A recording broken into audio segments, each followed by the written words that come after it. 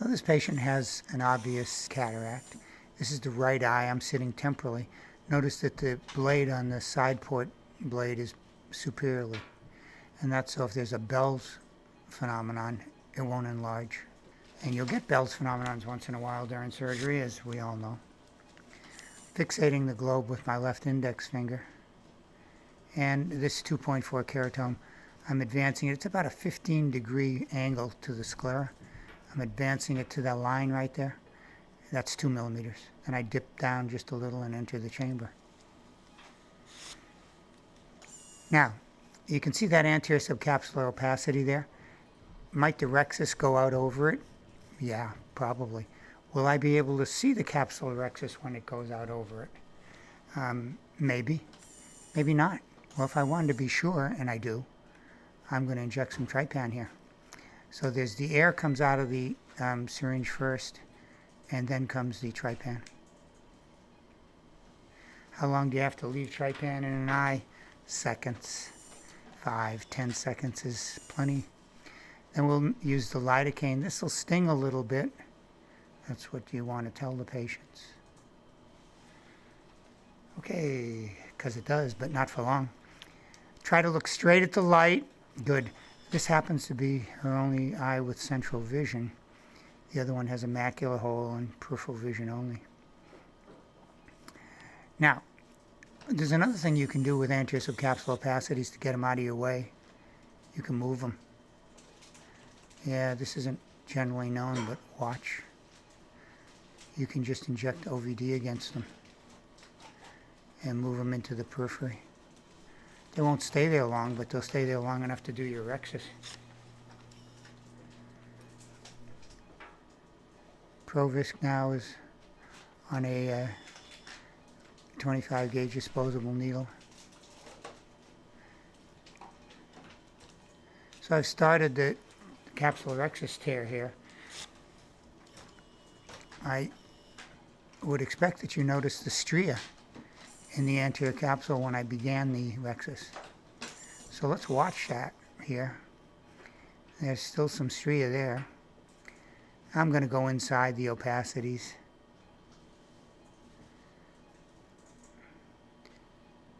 And I'm going to make a rhexis that's around 4.5 or 5 millimeters. Now, like most patients who only have one seeing eye, they tend to defer cataract surgery along the road. So they wind up with a denser nucleus, and that's what we'll see here. It's about a 3+ nuclear cataract at slit lamp. So now I'm going to use a flat 23 gauge hydrodissection cannula that I designed. Pretty simple design. It's available from Crest Point Management, and I have no financial interest in any of the instruments that you're seeing me use here. And now I'm going to do viscodissection for 360 degrees because I'm not convinced about this zonular status, and I'd like to make a nuclear sandwich surrounded by viscode. And especially I want the viscode out into the capsular fornix. Now I brought the balanced tip of the Centurion Phaco system into the field, and I'm checking infusion. And you can see that the infusion's good on the right side, not so good on the left. So I rotated the sleeve a little, and then we'll do it again, and now we're getting better flow out the left side, but not perfect. So now I've got really good flow out both sides. And I'm going to actually position the globe by using the Mackool big ball chopper, also available from Crest Point, in the side port incision. Insert the Phaco. And then go to position 1, wet the cornea. Now with the globe rigid, it's so much easier to push the chopper into the eye with a quick little motion like I just showed you there. This is a tight side port incision, relatively speaking. It will leak 1 to 4 cc's a minute. Okay, dense nucleus being held still. You can sculpt the dense nucleus, wet the cornea, please, so much more quickly, efficiently, if you hold it still. Now there's some OVD in my way here, so let's go to quadrant removal, because I want a real clear view as I sculpt deep here. And now back to sculpt. I think you can probably appreciate that the view is now clearer than it was before I removed that OVD that had some small lens particles in it. And now what I'm looking for as I focus and zoom is a good red reflex in the bottom of the bowl. And I pretty much have one right there in the center. That's where you need it. And now I'm going to impale the nucleus. So watch the screen if you want to. Position 1 goes to 3 and then 2. And then I hold it while I chop it. Okay? So we're going to do that a few times. Chopper up over the sculpted wall, over the edge of the nucleus, wet the cornea. And I'll go position 3 to 2. Okay, so there's my segment. Now I want to remove that piece because I want to decompress quadrant removal, the capsular sac. Because I'd like all of my subsequent chops to be done in a decompressed sac out of consideration for the lens onule. Okay, so I'm going to now rotate this nucleus bimanually, chopper out over the equator, position 3 to 2, chop. And one more time, and then I think we're ready to remove these quadrants. Good.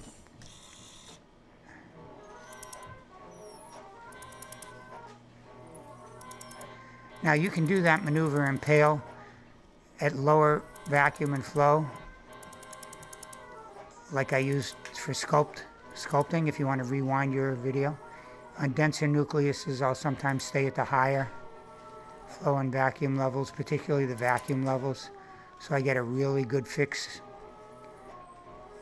on that segment.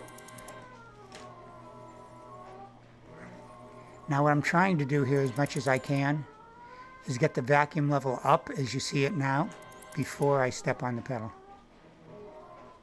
And that way I remove more nucleus for the amount of ultrasound that I use. Now this segment is fairly large, but this chamber is very deep. So otherwise I would have divided it.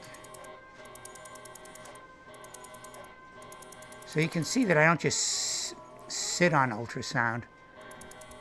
Even when I'm making some progress, I'll stop periodically.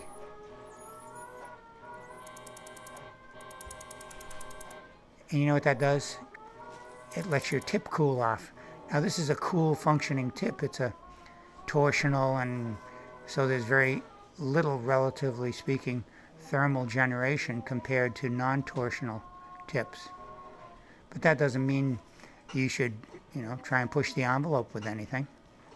So every so often, if you happen to be impaling and buzzing away, pause for a second or two. Fluid flows around the tip, cools it. Why not?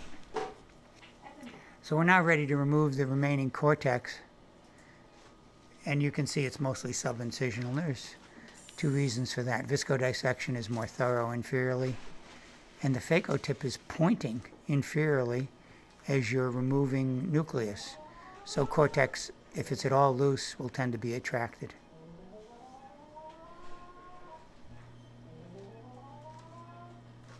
So 90-degree INA tip, 0.25 port, and just removing the cortex.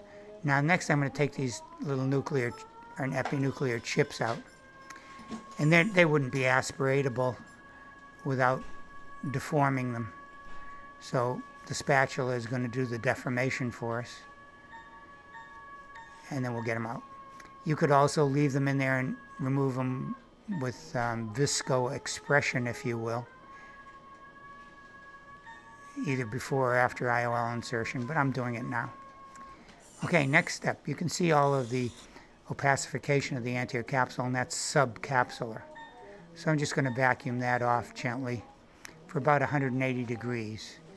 Why do you do that? Well, it doesn't change your PCO rate. but it does decrease your chances of capsulorhexis contraction.